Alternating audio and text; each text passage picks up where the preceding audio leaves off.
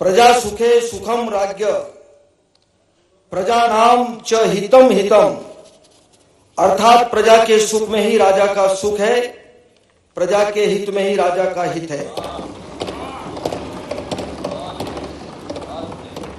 वित्तीय वर्ष 2025-26 की बजट यात्रा ज्ञान अर्थात गरीब, युवा, अन्नदाता तथा नारी को केंद्र में रखकर प्रारंभ की गई थी।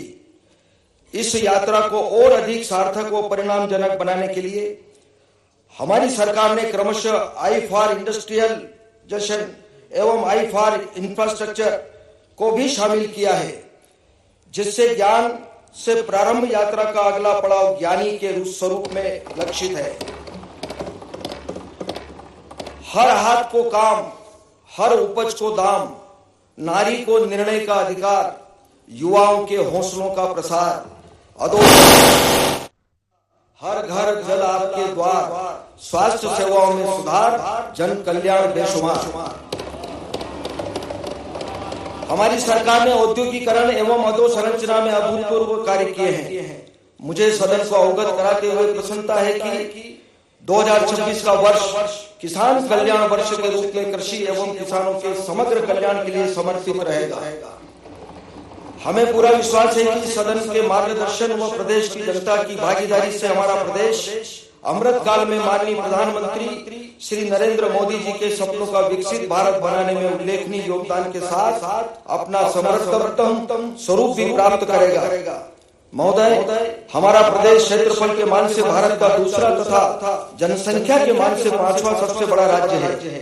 प्रदेश का सौभाग्य है कि प्रदेश में 15 से 59 वर्ष आयु का कार्यशील वर्ग कुल जनसंख्या का लगभग 62% है। प्रदेश में 15 से 29 वर्ष के युवाओं की जनसंख्या लगभग 28% होने से हम देश के तीसरे सबसे युवा प्रदेश हैं। हमारा यह दायित्व है कि युवा वर्ग के लिए गुणवत्तापूर्ण शिक्षा, कौशल विकास तथा रोजगार के अवसर उपलब्ध हो सके। आगामी वर्षों में जनसंख्या में वरिष्ठ नागरिकों के अनुपात में वृद्धि होगी, अतः न केवल आर्थिक अपितु प्रदेश के जनसांख्यिकी, शक्ति संतुलन तथा सामाजिक कारकों को संज्ञान में रखकर यह बजट तैयार किया गया है। महोदय, भारत के यशस्वी प्रधानमंत्री आदरणीय श्री नरेंद्र मोदी जी के मार्गदर्शन और प्रदेश के जनप्रिय एवं ऊर्जावान मुख्यमंत्री डॉक्टर मोहन यादव जी के नेतृत्व में हमारी सरकार सच्चे अर्थों में जनता की सरकार है। हमारी सरकार निर्धन एवं कमजोर वर्गों को अंतिम पंक्ति से प्रथम पंक्ति में लाने के लिए जमीन आसमान एक करने वाली सरकार है। हमारी सरकार महिलाओं में आत्मनिर्भरता लाने वाली लाडली बहन योजना, गरीब कल्याण की संबल योजना, असहाय एवं निराश्रितों के जीवन में को सुगम बनाने वाली सामाजिक पेंशन योजनाएं और लाखों लोगों को स्वरोजगार योजनाओं से जोड़कर एक नई आर्थिक क्रांति लाने वाली सरकार है। हमारी सरकार जनता के साथ मिलकर संकट को समाधान में, मुश्किल को मुमकिन में और असंभव को संभव में बदलने वाली सरकार है। बजट में नवाचार मैं स्मरण कराना चाहूंगा कि हमारी सरकार द्वारा बजट प्रस्ताव तैयार करने की परंपरागत एवं यत्रवत प्रक्रिया को द्वितीय वर्ष 2023-24 से अधिक व्यवहारिक व सार्थक स्वरूप देने का नवाचार किया जा रहा है। इस नवाचार में आम जनता, प्रतिष्ठित अर्थशास्त्रियों तथा विषय विशेषज्ञों की वैचारिक भागीदारी सुनिश्चित की गई है। इसी क्रम को और आगे ले जाते हुए वित्तीय वर्ष 2025-26 में तैयार बजट जीरो बेस्ड बजट था, जिसमें समस्त योजनाओं के प्रावधानों को नए सिरे से परीक्षित किया गया।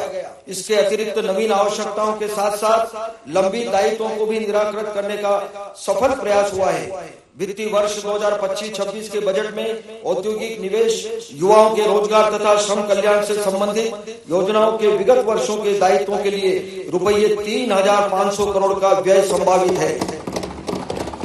महोदय, मुझे यह अवगत कराते हुए गौरवानुभूति हो रही है कि हमारी सरकार ने नवाचारों की श्रृंखला में इस वर्ष एक और कड़ी रोलिंग बजट के रूप में जोड़ी है, जो एक गतिशील वित्तीय नियोजन की प्रक्रिया है। इसके आधार पर वित्तीय वर्ष 2026-27 के बजट प्रस्तावों के साथ वित्तीय वर्ष 2027-28 एवं 2028-29 के संभावित प्रस्तावों की एक झलक सदन को अवगत कराने का नवाचार किया गया है। मेरी जानकारी में संभवतः हमारा प्रदेश रोलिंग बजट प्रस्तुत करने वाला देश में प्रथम प्रदेश है। रोलिंग बजट की जानकारी बजट साहित्य में पृथक से प्रकाशित है। इसके अतिरिक्त इस वर्ष एक नवीन संकलन बहुआयामी गरीबी सूचकांक माननीय सदस्यों के लिए बजट साहित्य में उपलब्ध है। बहुआयामी गरीबी सूचकांक एमपीआई नीति आयोग द्वारा बनाया गया एक व्यापक सूचकांक है जो गरीबी को केवल आय से नहीं बल्कि स्वास्थ्य, शिक्षा और जीवन स्तर के 12 प्रमुख संकेतकों के आधार पर मापता है। हमारी सरकार ने पहली बार बहुआयामी गरीबी सूचकांक आधारित बजट प्रक्रिया को संस्थागत रूप दिया है। वर्तमान जियो पॉलिटिक्स एवं वैश्विक अस्थिरता के दृष्टिगत पूर्व वर्षों के महंगे ब्याज दर एवं डॉलर मुद्रा आधारित ऋणों को कम ब्याज की दरों अथवा अन्य मुद्रा आधारित ऋणों से परिवर्तित करने का निर्णय लिया गया है। इसके तहत प्रस्ताव शीघ्र ही भारत सरकार को प्रेषित किया जाएगा। प्रदेश के ऋण प्रबंधन एवं राजकोषीय प्रबंधन को और पारदर्शी तथा प्रभावी बनाने के उद्देश्य से मध्यम अवधि ऋण प्रबंधन फ्रेमवर्क को अधिक सुदृढ़ किया जा रहा है। इसके साथ ही बजट निर्माण की प्रक्रिया को अधिक वैज्ञानिक तथा सरलीकृत करने के उद्देश्य से नवीन बजट मैनुअल तैयार किया जा रहा है। आर्थिक परिदृश्य महोदय, हमारे देश का यह सौभाग्य है कि श्री नरेंद्र मोदी जी का प्रभावकारी नेतृत्व देश को प्राप्त है। माननीय श्री मोदी जी की दूरदर्शिता एवं दृढ़ प्रतिज्ञता के परिणाम स्वरूप भारतीय अर्थव्यवस्था विश्वसनीयता अर्थव्यवस्था के रूप में उभरी है। वैश्विक अनिश्चितताओं के उपरांत भी अर्थव्यवस्था में निरंतर गतिशीलता रहने के परिणाम स्वरूप हमारा देश विश्व की चौथी सबसे बड़ी अर्थव्यवस्था बन गया है। मजबूत घरेलू मांग, डिजिटल एवं तकनीकी क्षमता, अधोसंरचना विस्तार एवं विनिर्माण जैसे कारकों से बने उत्साहजनक आर्थिक वातावरण से प्रमुख देशों में हमारी अर्थव्यवस्था वर्ष 2026 में विश्व की सर्वाधिक तेजी से बढ़ने वाली अर्थव्यवस्था होगी। वित्तीय वर्ष 2025-26 के लिए भारत सरकार के आर्थिक सर्वेक्षण के प्रथम अग्रिम अनुमान अनुसार भारत की सकल घरेलू उत्पाद की विकास दर 7.4% है तथा IMF द्वारा भी यह दर 7.3% अनुमानित की गई है, जो वैश्विक औसत 3% से अधिक है। प्रदेश विकसित भारत के लक्ष्य को प्राप्त करने के लिए अतुल्य कार्य कर रहा है। अतएव प्रदेश के कर्मनिष्ठ व संकल्पित मुख्यमंत्री डॉक्टर मोहन यादव जी के कुशल नेतृत्व में समृद्ध मध्य प्रदेश 2047 का दृष्टि पत्र तैयार किया गया है। वर्ष 47 तक राज्य के सकल घरेलू उत्पाद को बढ़ाकर $2 ट्रिलियन अर्थात रुपये 250 लाख करोड़ पहुंचाने एवं प्रति व्यक्ति वार्षिक आय रुपये 22,35,000 के लक्ष्य को प्राप्त करने के लिए हर संभव प्रयास किए जा रहे हैं। मैं सदन को विश्वास दिलाता हूं कि हम प्रदेश के दृष्टि पत्र के सभी लक्ष्यों को प्राप्त करना सुनिश्चित करेंगे। प्रदेश की विकास यात्रा में क्षेत्रीय संतुलन को भी निरंतर संज्ञान में रखा जा रहा है। मंत्री परिषद की बैठकें प्रदेश के विभिन्न अंचलों में किए जाने से अंचल की अपेक्षाओं के अनुसार योजना बनाने में मार्गदर्शन मिल रहा है। जो कहा सो किया।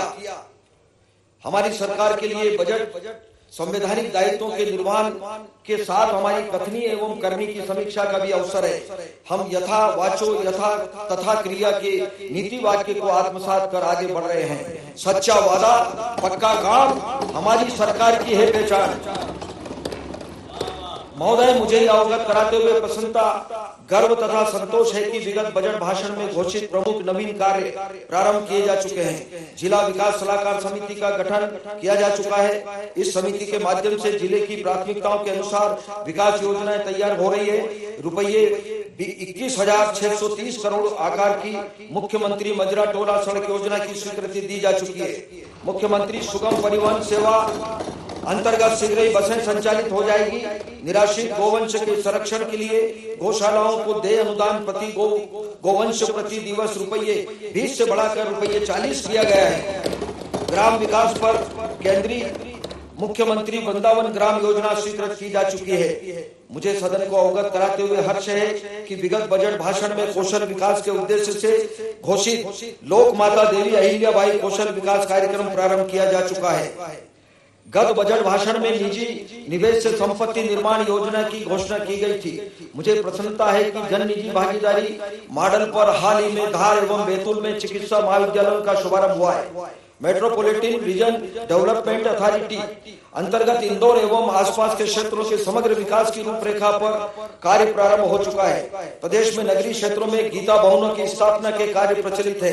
इसी प्रकार अविरल निर्मल नर्मदा योजना आदि के भी कार्य प्रारंभ हो चुके हैं। राज्य स्तरीय बीमा समिति का गठन किया जा चुका है। विभिन्न विभागों में क्रमबद्ध रूप से शासकीय सेवकों की भर्तियां की जा रही है। शासकीय सेवकों से संबंधित घोषणाओं यथा पेंशन निर्धारण की प्रक्रिया को फैसले किए जाने के लिए केंद्रीकृत पेंशन प्रक्रिया प्रकोष्ठ का गठन तथा शासकीय सेवकों के भत्तों का पुनरीक्षण किया जा चुका है। अतः सदन आश्वस्त रहे कि इस बजट भाषण में सम्मिलित नवीन कार्यक्रमों पर भी समय सीमा में सकारात्मक एवं परिणामजनक कार्य होंगे। मौजों के थपेड़े से डरकर जो साहिल पर रुक जाते हैं, वो लोग कहां कश्ती अपनी तूफान में उतारा करते हैं। महोदय, हमारा प्रदेश कृषि उत्पादन तथा किसान कल्याण के स्वर्णिम युग की ओर अग्रसर है। हमारी सरकार ने किसानों की समृद्धि के लिए वर्ष 2026 को किसान कल्याण वर्ष घोषित किया है।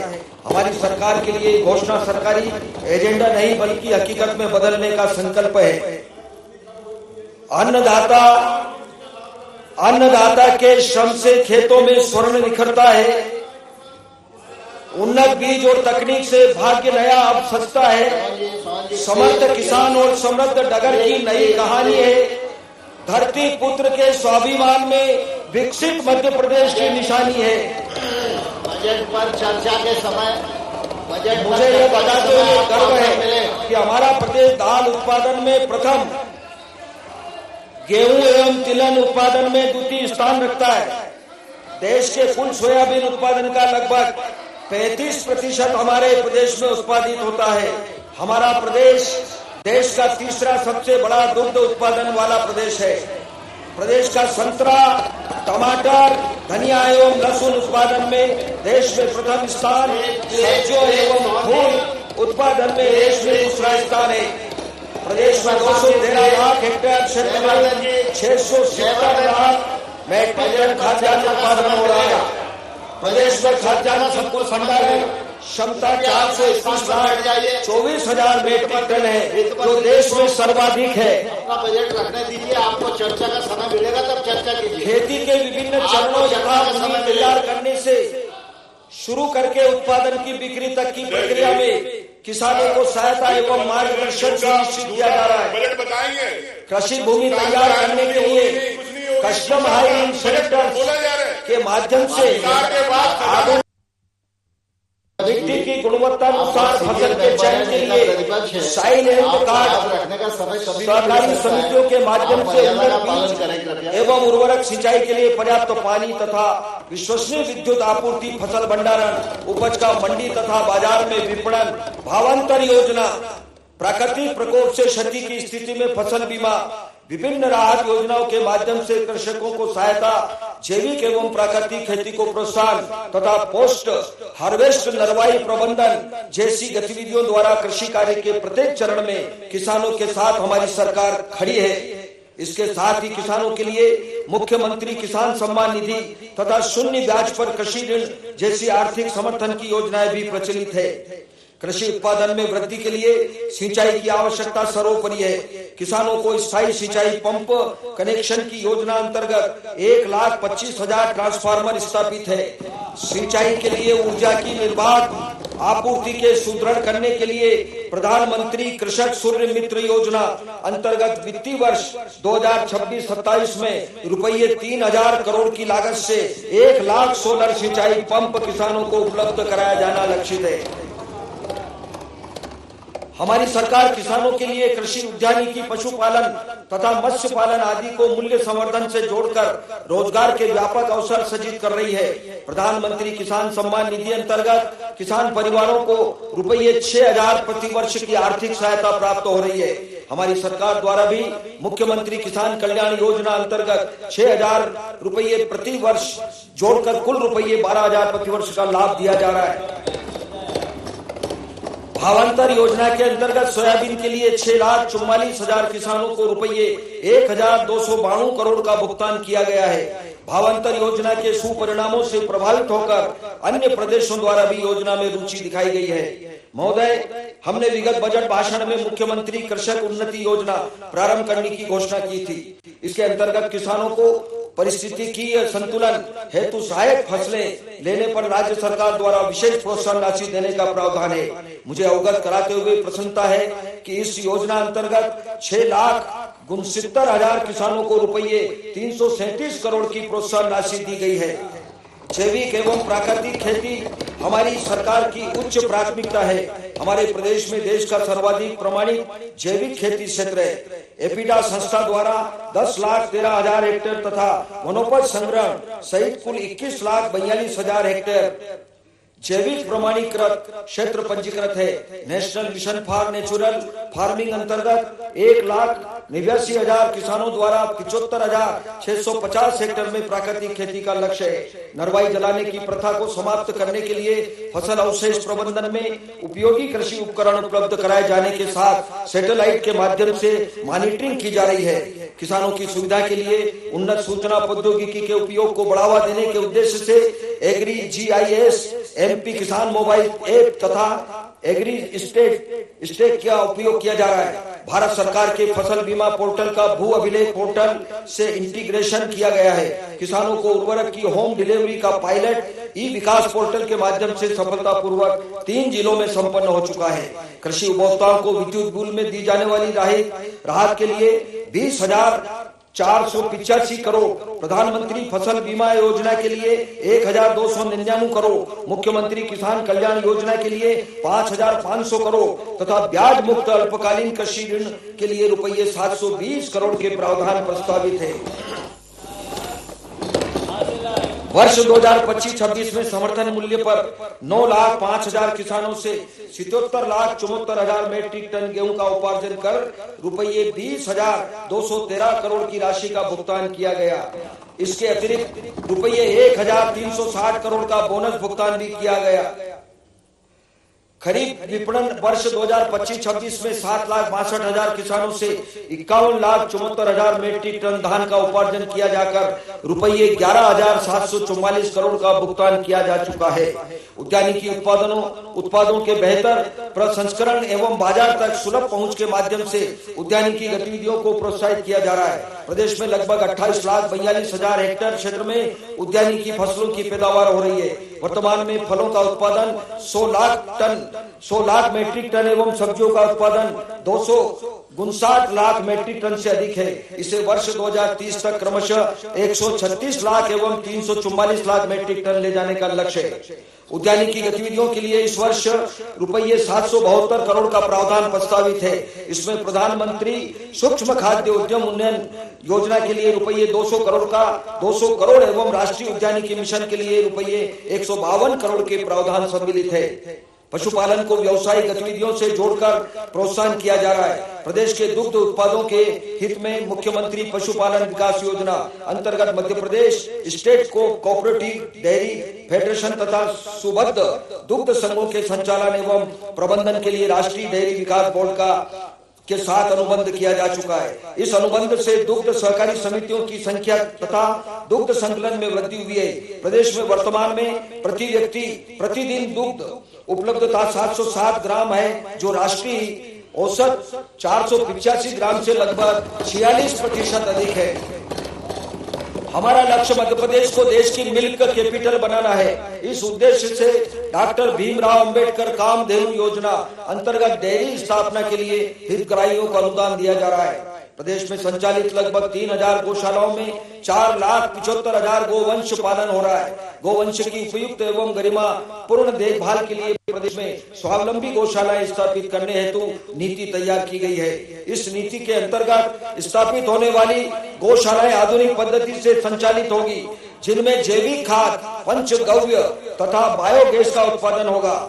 पशुपालन गतिविधियों के लिए रुपये 2,364 करोड़ का प्रावधान प्रस्तावित है। इसमें गौ संवर्धन एवं पशुओं का संवर्धन योजना के लिए रुपये 620 करोड़ 50 लाख एवं मुख्यमंत्री पशुपालन विकास योजना के लिए रुपये 250 करोड़ के प्रावधान सम्मिलित है।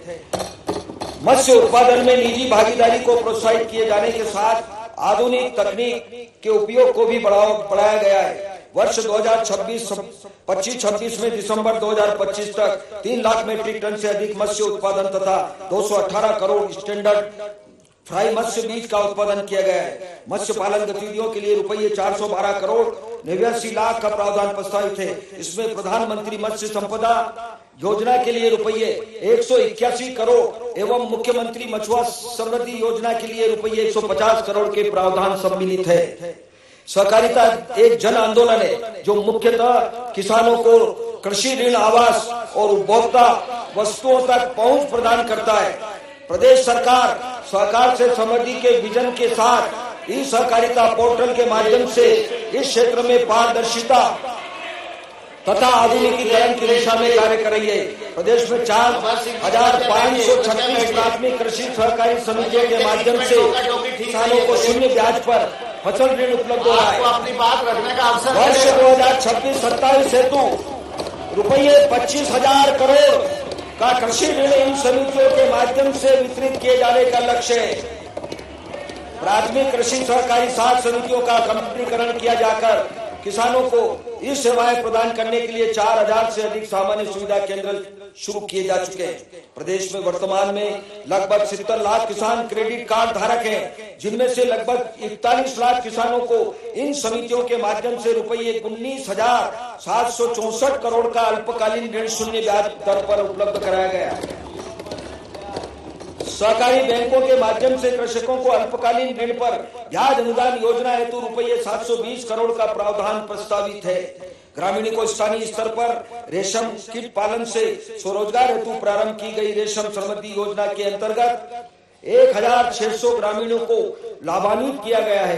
प्रदेश में हाथकरघा एवं हस्तशिल्प क्षेत्र में रोजगार के अवसरों की प्रचुर संभावनाएं हैं। वर्तमान में 17,800 हथकरघों पर वस्त्र निर्माण किया जा रहा है, जिससे लगभग 34,000 बुनकरों को रोजगार प्राप्त हो रहा है।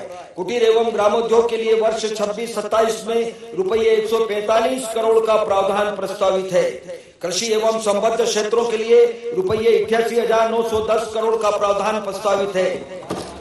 गैर बजटीय स्रोतों को सम्मिलित करते हुए वर्ष 2026-27 में किसानों के लिए रुपये 1,15,000 करोड़ के वित्तीय संसाधन उपलब्ध होंगे।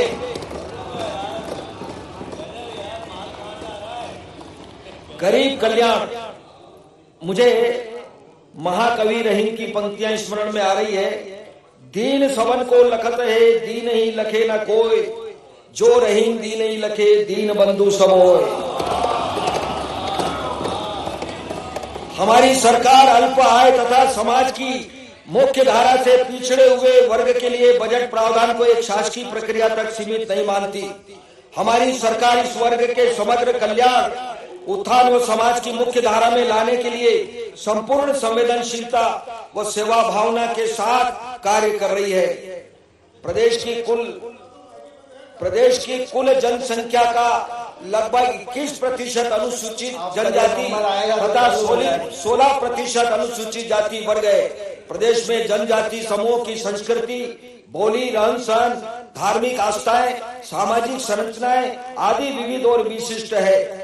जनजाति बहुल क्षेत्र के समग्र विकास के लिए धरती आबा जनजाति ग्राम उत्कर्ष अभियान के तहत प्रदेश के 267 विकास खंडों के 11,377 गांवों के कायाकल्प के कार्य किए जा रहे हैं, जिससे लगभग 94 लाख प्रदेशवासी लाभान्वित होंगे। इस हेतु वर्ष 2026-27 के लिए रुपये 793 करोड़ का प्रावधान प्रस्तावित है। पिछड़ा वर्ग तथा अल्पसंख्यक वर्ग के विभिन्न परंपरागत व्यवसायों को प्रोत्साहित करने तथा वर्तमान बाजार की आवश्यकता अनुरूप बनाए जाने के लिए अपेक्षित प्रशिक्षण दिया जा रहा है।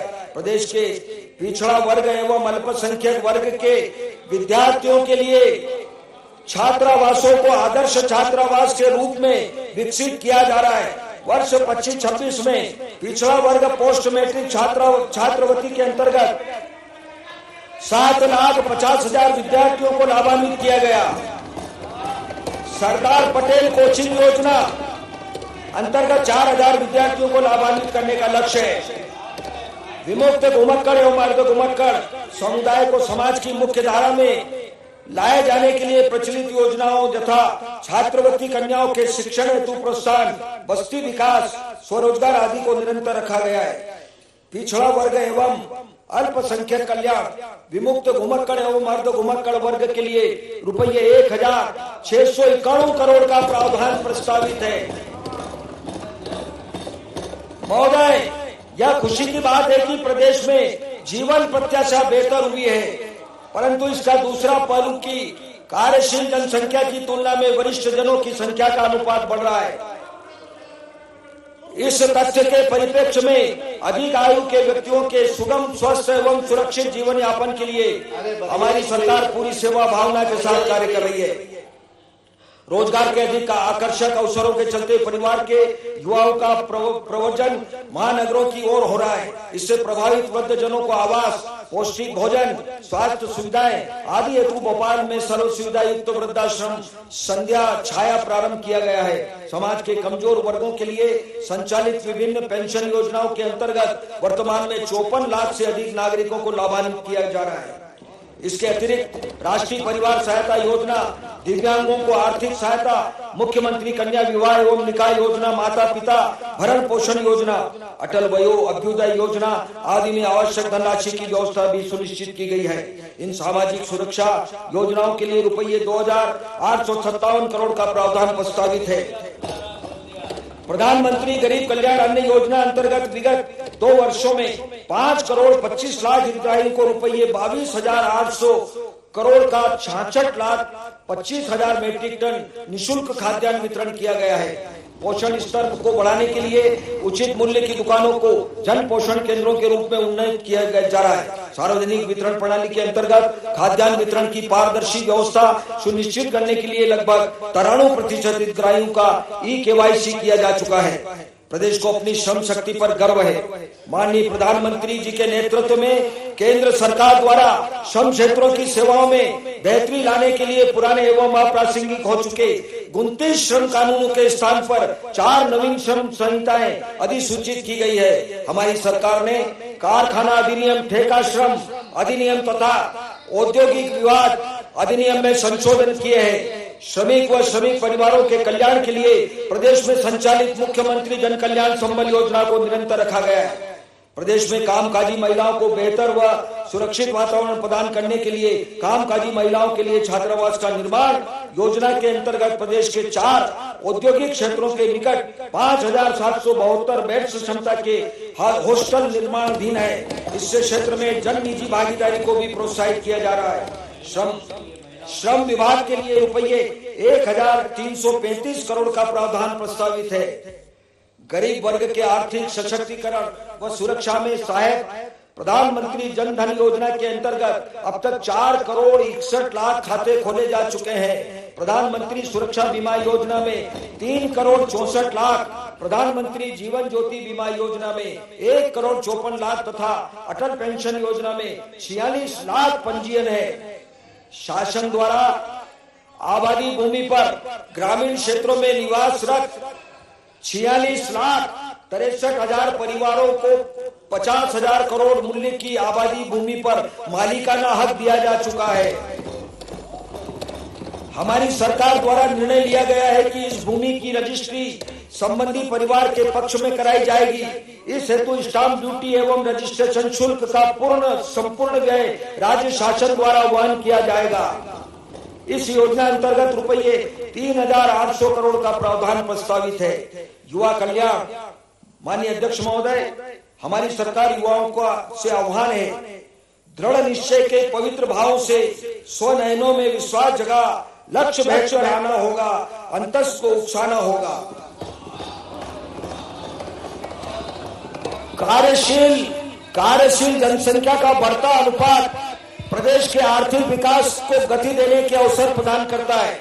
हमारी सरकार युवा वर्ग के लिए गुणवत्तापूर्ण शिक्षा, कौशल विकास, रोजगार के अवसर एवं उनकी आवश्यकताओं तथा आकांक्षाओं की पूर्ति की दिशा में प्रतिबद्धता के साथ कार्य कर रही है। शिक्षा नई पीढ़ी के सकारात्मक विकास का महत्वपूर्ण माध्यम है। हमारी सरकार ने नवीन शैक्षणिक संस्थाओं को प्रारंभ करने के साथ पूर्व से संचालित संस्थाओं में उत्कृष्ट शैक्षणिक व्यवस्था एवं अधोसंरचना सुनिश्चित कर रही है। विद्यालयों को बिजली आपूर्ति, इंटरनेट सुविधा एवं स्मार्ट कक्षाओं से सुसज्जित किया जा रहा है। प्रदेश में गुणवत्तापूर्ण शिक्षा के लिए पीएमश्री योजना अंतर्गत 799 विद्यालय एवं 294 शांतिपति विद्यालय संचालित किए जा रहे हैं। प्रदेश ने प्रारंभिक बाल्यावस्था शिक्षा में उल्लेखनीय प्रगति की है। विद्यालयों तक पहुंच आसान बनाने के उद्देश्य से विद्यार्थियों को 4,85,000 साइकिलें प्रदान की गई। इसके अतिरिक्त 94,300 मेधावी विद्यार्थियों को लैपटॉप प्रदान किए गए हैं। प्राथमिक, माध्यमिक तथा उच्चतर माध्यमिक स्तर की कक्षाओं के लिए 15,000 शिक्षकों की नियुक्तियां प्रक्रियाधीन है। विद्यालय भवनों के संधारण एवं रखरखाव के कार्य भी योजनाबद्ध रीति से किए जा रहे हैं। शिक्षा संबंधी प्रमुख योजनाओं जैसे शांतिपनी विद्यालय में रुपये 3,892 करोड़, साइकिलों का प्रदान योजना में रुपये 210 करोड़, पीएमश्री योजना में रुपये 530 करोड़ तथा निःशुल्क पाठ्य पुस्तकों का प्रदान योजना में रुपये 100 करोड़ के प्रावधान प्रस्तावित है। जनजाति कार्य विभाग द्वारा संचालित कुल 25,439 विद्यालयों में 20 लाख विद्यार्थी अध्ययनरत हैं। 94 शांतिपनी विद्यालयों में उत्कृष्ट अधोसंरचना एवं शैक्षणिक सुविधाओं से सुसज्जित किया जा रहा है। वर्ष 2025-26 में लगभग 3,40,000 विद्यार्थियों को रुपये 458 करोड़ से अधिक की पोस्ट मैट्रिक छात्रवृत्ति का भुगतान किया गया। अनुसूचित जनजाति की शैक्षणिक संस्थाओं हेतु 4,485 शिक्षकों की भर्ती प्रक्रियाधीन है। छात्रवृत्ति की विभिन्न योजनाओं के लिए वित्तीय वर्ष 2026-27 के बजट में रुपये 986 करोड़ का प्रावधान प्रस्तावित है। अनुसूचित जाति वर्ग के विद्यार्थियों हेतु प्रदेश में 10 ज्ञानोदय विद्यालयों को सीबीएसई मापदंडों के अनुसार अपग्रेड किया जा रहा है। इस वर्ग के विद्यार्थियों हेतु 1,913 छात्रावास संचालित हैं, जिनकी कुल क्षमता 95,000 है। युवाओं के स्वरोजगार हेतु संत रविदास स्वरोजगार योजना के अंतर्गत 1,927 तथा डॉक्टर भीमराव अंबेडकर आर्थिक कल्याण योजना के अंतर्गत 2,316 प्रकरणों में ऋण वितरित किया गया है। प्रदेश में उच्च शिक्षा के क्षेत्र में भी व्यापक विस्तार हुआ है। प्रदेश में 56 विश्वविद्यालय एवं 1,360 शासकीय उच्च शिक्षण संस्थाओं में लगभग 16 लाख विद्यार्थी अध्ययनरत है। उच्च शिक्षा प्रणाली को सुदृढ़ करने के लिए प्रदेश के प्रत्येक जिले में प्रधानमंत्री कॉलेज ऑफ एक्सीलेंस संचालित है। इसके साथ ही नेक मूल्यांकन अंतर्गत 205 महाविद्यालय नेक एग्रीगेटेड हो चुके हैं। भवन विहीन महाविद्यालयों के लिए 31 नए भवनों के निर्माण तथा 96 महाविद्यालय भवनों के सुदृढ़ीकरण के कार्य भी प्रचलित है। हमारी सरकार का यह प्रयास है कि हमारे प्रदेश में युवाओं के लिए उच्च शिक्षा सुलभ एवं रोजगारोन्मुखी हो। विश्वविद्यालयों में संचालित इंक्यूबेशन केंद्रों में एक वर्ष में 174 स्टार्टअप आरंभ किए गए हैं तथा एक वर्ष में 22 पेटेंट कराए गए हैं। विदेशों में उच्च शिक्षा अध्ययन हेतु विदेश अध्ययन छात्रवृत्ति प्रदान की जा रही है। रोजगार एवं स्वरोजगार के क्षेत्र में तकनीकी शिक्षा एवं कौशल विकास की महत्ता एवं उपयोगिता में निरंतर वृद्धि रही है। तकनीकी क्षेत्र के विभिन्न पाठ्यक्रमों में वर्ष 2024-25 की तुलना में वर्ष 2025-26 में विद्यार्थियों की संख्या में लगभग 26% की उत्साहजनक वृद्धि हुई है।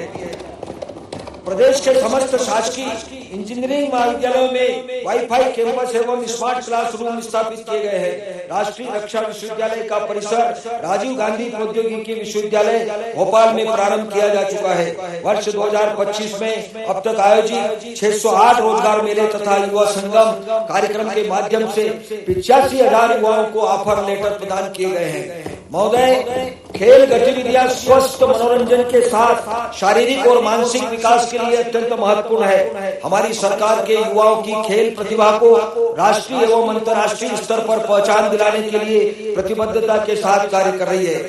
विगत 2 वर्षों में प्रदेश के खिलाड़ियों ने अंतर्राष्ट्रीय स्तर पर 19 स्वर्ण, 29 रजत एवं 26 कांस्य पदक एवं राष्ट्रीय स्तर पर 189 स्वर्ण, 131 रजत तथा 118 कांस्य पदक प्राप्त कर देश एवं प्रदेश का नाम गौरवान्वित किया है।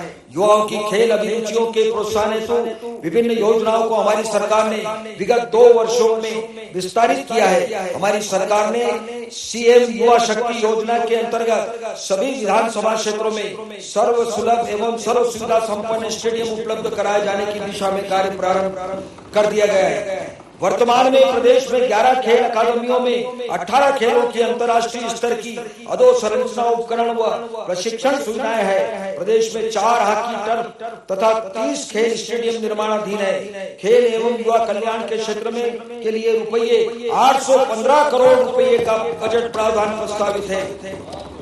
नारी कल्याण, हमारी सरकार ने महिला सशक्तिकरण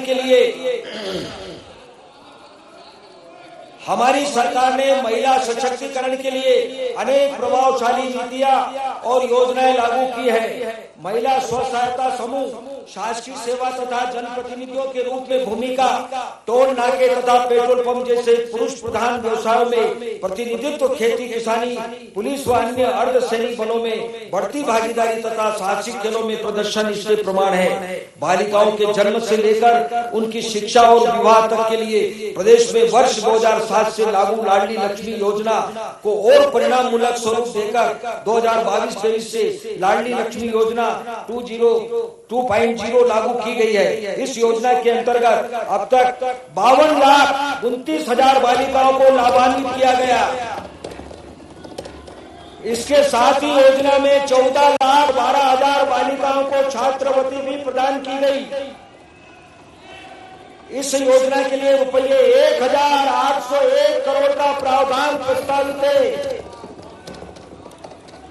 प्रदेश में 2,949 आंगनवाड़ी केंद्रों में शौचालय निर्माण तथा 31,425 आंगनवाड़ी भवनों में विद्युत व्यवस्था कार्य की स्वीकृति प्रदान की गई है।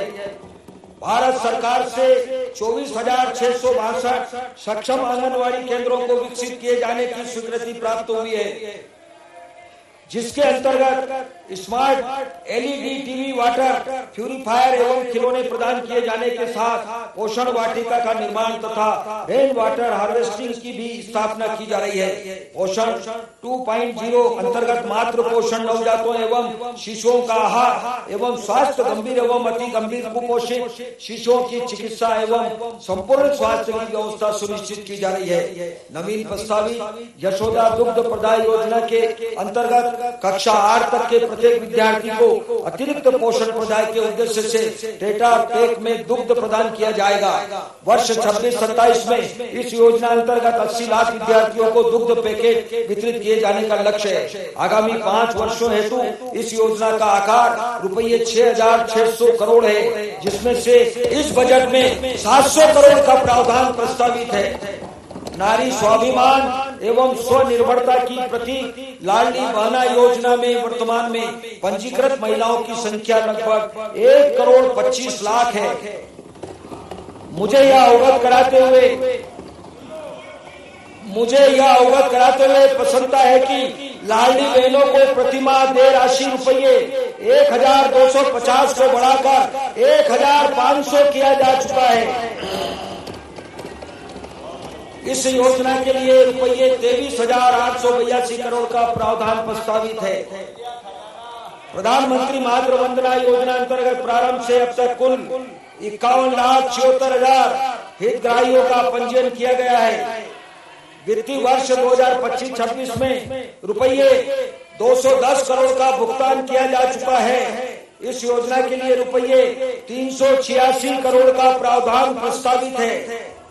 कामकाजी महिलाओं के लिए आवासीय सुविधा हेतु जिला उज्जैन, धार, रायसेन, भिंड, सिंगरौली, देवास, नर्मदापुरम एवं झाबुआ में सखी निवास निर्माणाधीन है। मुख्यमंत्री उद्यम शक्ति योजना में वर्तमान तक कुल 41,767 स्व सहायता समूह एवं 4,165 महिला उद्यमियों को लाभान्वित किया गया है। हमारी सरकार द्वारा श्रम शक्ति में नारी शक्ति की भागीदारी बढ़ाने और प्रदेश के नौनिहालों को पोषण सुनिश्चित करने के उद्देश्य से आंगनवाड़ियों में 19,000 से ज्यादा पदों पर भर्ती की कार्रवाई की जा रही है। उज्ज्वला योजना के अंतर्गत विगत 2 वर्ष में 6,28,23,000 गैस सिलेंडर रिफिल कर सहायता दी गई है। नारी कल्याण संबंधी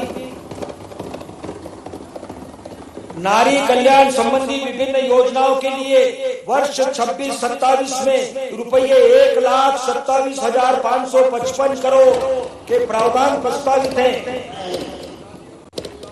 अधोसंरचना विस्तार तथा संधारण। महोदय, उत्तम अधोसंरचना का प्रदेश के विकास में बहुआयामी योगदान है। इससे उद्योग बढ़ते हैं, रोजगार के अवसर उपलब्ध होते हैं, व्यापार फलता फूलता है, परिवहन सुविधाएं सुगम होती है और नागरिकों को बेहतर जीवन स्तर मिलता है। हमारी सरकार प्रदेश में अधोसंरचना विस्तार की दिशा में निरंतर सुनियोजित कार्य कर रही है। आज प्रदेश में लगभग 1,85,000 किलोमीटर सड़कें हैं, 54 लाख हेक्टेयर में सिंचाई की उपलब्धता है, गांव-गांव में पेयजल पहुंचा है, 25,514 मेगावाट विद्युत उत्पादन है। महोदय, यह आंकड़े स्वयं यह स्थापित कर रहे हैं कि फल कहीं काफी नहीं होते, आसमान तक पहुंचने के लिए जुनून, जज्बा व हौसला चाहिए ऊंची उड़ान के लिए। कृपया बैठिए वित्त मंत्री जी। के लिए केंद्र सरकार की विशेष केंद्रीय सहायता योजना में हमारे प्रदेश का श्रेष्ठ प्रदर्शन रहा है। इस योजना के अंतर्गत विभिन्न मापदंडों के अनुपालन, अपेक्षित सुधार करने एवं चिन्हित योजनाओं को एसएनए स्पर्श पर ऑन बोर्ड करने से प्रदेश को रुपये 13,500 करोड़ की राशि का मिलना संभावित है। किसान कल्याण वर्ष की सार्थकता के लिए सिंचाई सुविधा के विस्तार के बृहद कार्य किए जा रहे हैं। नई सिंचाई परियोजनाओं के निर्माण के साथ यह भी सुनिश्चित किया जा रहा है कि सिंचाई जल के वाष्पीकरण एवं अन्य मानवीय हस्तक्षेपों के कारण होने वाले जल अपव्यय को रोका जाए। इस हेतु सूक्ष्म सिंचाई पद्धति एवं दाब युक्त पाइपों के माध्यम से सिंचाई जल के उपयोग को प्रोत्साहन दिया जा रहा है। प्रदेश में उपलब्ध सिंचाई सुविधा को वर्ष 2029 तक 100 लाख हेक्टेयर किया जाएगा। प्रदेश में 40 बृहद, 60 मध्यम एवं 273 लघु सिंचाई परियोजनाएं निर्माणाधीन है। इन परियोजनाओं के पूर्ण होने पर 27,17,000 किसान लाभान्वित होंगे। हमारा प्रदेश देश का पहला राज्य है जिसने अंतर्राज्यीय नदियों को जोड़ने के महाअभियान का संकल्प लिया है। प्रदेश में 2 राष्ट्रीय परियोजनाओं के माध्यम से 5 बड़ी नदियों को जोड़ने का कार्य प्रगतिरत है। रुपये 44,605 करोड़ की केन बेतवा लिंक अंतर्राज्यीय परियोजना से प्रदेश में 8,51,000 हेक्टेयर क्षेत्र में सिंचाई के साथ 130 मेगावाट विद्युत उत्पादन तथा 44 लाख नागरिकों के लिए पेयजल उपलब्ध होगा। पत्ने 12वां सूक्ष्म दाब सिंचाई परियोजना अंतर्गत पत्ने परियोजना से 1,35,000 हेक्टेयर तथा 12वां परियोजना से 1,15,000 हेक्टेयर भूमि सिंचित होगी। रुपये 35,000 करोड़ की पार्वती काली सिंध परियोजना से 6,16,000 हेक्टेयर क्षेत्र में सिंचाई के साथ 43 लाख नागरिकों के लिए पेयजल उपलब्ध होगा। सिंचाई परियोजनाओं के निर्माण व संधारण के लिए वर्ष 26-27 में रुपये 14,742 करोड़ का प्रावधान प्रस्तावित है। लोक निर्माण से लोक कल्याण की दिशा में प्रदेश निरंतर आगे बढ़ रहा है। वित्त वर्ष 2025-26 में अब तक 2,190 किलोमीटर सड़क के निर्माण तथा उन्हें 992 किलोमीटर सड़क नवीनीकरण एवं 30 पुलों तथा रेलवे ओवरब्रिज के निर्माण पूर्ण किए गए हैं। इसके अतिरिक्त लगभग 3,000 करोड़ लागत के कार्य जिनमें प्रमुख रूप से 6 लेन कोलार रोड, भोपाल में गायत्री मंदिर से गणेश मंदिर तक फ्लाईओवर तथा दमोह नाका एलिवेटेड कॉरिडोर पूर्ण किए गए हैं। वर्तमान में प्रदेश में प्रमुख रूप से 111 रेलवे ओवरब्रिज, अटेर जेतपुर मार्ग के मध्य चंबल नदी पर उच्च स्तरीय पुल, भोपाल के संत हिरदाराम नगर में एलिवेटेड कॉरिडोर, ग्वालियर में स्वर्ण रेखा नदी पर एलिवेटेड कॉरिडोर, इंदौर में एलिवेटेड कॉरिडोर, उज्जैन में 4 लेन एलिवेटेड कॉरिडोर तथा महाकाल रोपवे के निर्माण सम्मिलित हैं। प्रदेश में सड़क अधोसंरचना के शीघ्र तथा गुणवत्तापूर्ण विकास के लिए हाइब्रिड एन्युटी मॉडल को अपनाया गया। विगत 2 वर्षों में इस मॉडल के अंतर्गत रुपये 12,676 करोड़ अनुमानित लागत की सड़क परियोजनाएं स्वीकृत की गई है। प्रदेश में सड़क network, road network master plan तैयार किया जा रहा है। प्रधानमंत्री ग्राम सड़क योजना अंतर्गत वर्ष 2025-26 में लगभग 1500 किलोमीटर सड़कों के निर्माण एवं लगभग 7000 किलोमीटर सड़कों के नवीनीकरण का लक्ष्य पूर्ण होगा। विगत बजट भाषण में घोषित मुख्यमंत्री मजरा टोला सड़क योजना के अंतर्गत ऐसी बसाहटें जिनमें मुख्य सड़क मार्ग से पहुंचने हेतु सड़क उपलब्ध नहीं है के लिए 30,900 किलोमीटर सड़क निर्माण हेतु स्वीकृति दी गई है। क्षतिग्रस्त पुलों का पुनर्निर्माण योजना के अंतर्गत 1766 पुल तथा पुलियों के निर्माण की रुपये 4,572 करोड़ की योजना स्वीकृत की गई है। इस योजना के लिए वर्ष 2026-27 में रुपये 900 करोड़ का प्रावधान प्रस्तावित है। सड़कों एवं पुलों के निर्माण एवं संधारण के लिए वर्ष 2026-27 में रुपये 12,690 करोड़ का प्रावधान प्रस्तावित है। प्रदेश की जल जीवन मिशन हर घर जल के संकल्प के साथ ग्रामीण परिवारों को स्वच्छ पेयजल उपलब्ध कराने के लिए क्रियान्वित किया जा रहा है। मुझे अवगत कराते हुए प्रसन्नता है कि अब तक 411 ग्राम हर घर जल घोषित किए गए हैं। इसके अतिरिक्त लगभग 5,75,000 हैंडपंपों के माध्यम से ग्रामीण बसाहटों में पेयजल उपलब्ध कराया जा रहा है। वित्तीय वर्ष 2025-26 में 4,93,000 से अधिक घरेलू नल कनेक्शन दिए गए हैं। समूह जल प्रदाय परियोजनाओं के संचालन के विद्युत व्यय को कम करने के उद्देश्य से जन निजी भागीदारी मॉडल पर 100 मेगावाट की सौर ऊर्जा परियोजना प्रारंभ की गई है। कृपया बैठिए। नलकूपों के अनुरक्षण के लिए रुपये 104 करोड़, ग्रामीण समूह जल प्रदाय योजना के लिए 165 करोड़, पेयजल योजनाओं का जल निगम द्वारा क्रियान्वयन योजना के लिए रुपये 53 करोड़, सिंचाई एवं पेयजल योजना के सौर ऊर्जीकरण के लिए रुपये 156 करोड़ तथा जल जीवन मिशन के लिए रुपये 4,454 करोड़ का प्रावधान प्रस्तावित है। हमारे प्रयासों के परिणाम स्वरूप प्रदेश घन अंधकार से विपुल प्रकाश की स्थिति में आ चुका है। यह इसलिए संभव हुआ है क्योंकि सोचने वालों की दुनिया वालों की सोच से अलग होती है। प्रदेश अब ऊर्जा उपलब्धता में आत्मनिर्भरता के साथ अन्य राज्यों को भी बिजली निर्यात करने की क्षमता रखता है। प्रदेश में भविष्य में विद्युत की बढ़ती आवश्यकता के दृष्टिगत 660 मेगावाट क्षमता की एक इकाई अमरकंटक एवं सतपुड़ा ताप विद्युत गृह में स्थापित की जा रही है। इन परियोजनाओं का वित्तीय आकार रुपये 23,000 करोड़। इसके अतिरिक्त पुराने हो चुके ताप एवं जल विद्युत गृहों की क्षमता एवं जीवन काल में वृद्धि एवं आधुनिकीकरण के कार्य भी किए जा रहे हैं। हमारी सरकार वर्ष 2030 तक नवीनीकरण ऊर्जा क्षमता को 500 गीगावाट तक ले जाने के राष्ट्रीय लक्ष्य में उल्लेखनीय योगदान के लिए योजनाबद्ध रीति से कार्य कर रही है। प्रदेश के निवेश सुगम वातावरण के कारण 170 मेगावाट क्षमता की नीमच सोलर परियोजना हेतु मात्र ₹2.15 प्रति यूनिट की प्रतिस्पर्धी दर प्राप्त हुई है। सूर्य मित्र कृषि फीडर योजना के अंतर्गत लगभग 4,000 मेगावाट की सोलर परियोजनाएं चिन्हित की गई है, जिनमें किसानों एवं स्थानीय उद्यमियों की व्यापक भागीदारी सुनिश्चित की गई है। समस्त शासकीय भवनों पर विकासक के माध्यम से रूफटॉप कोर्स परियोजना प्रचलित है। राज्य में निरंतर स्वच्छ ऊर्जा उपलब्ध कराने हेतु 24 घंटे फ्लैट ब्लॉक नवीनीकरण ऊर्जा आपूर्ति परियोजना प्रस्तावित है, जो विश्व की अपनी तरह की पहली परियोजना होगी।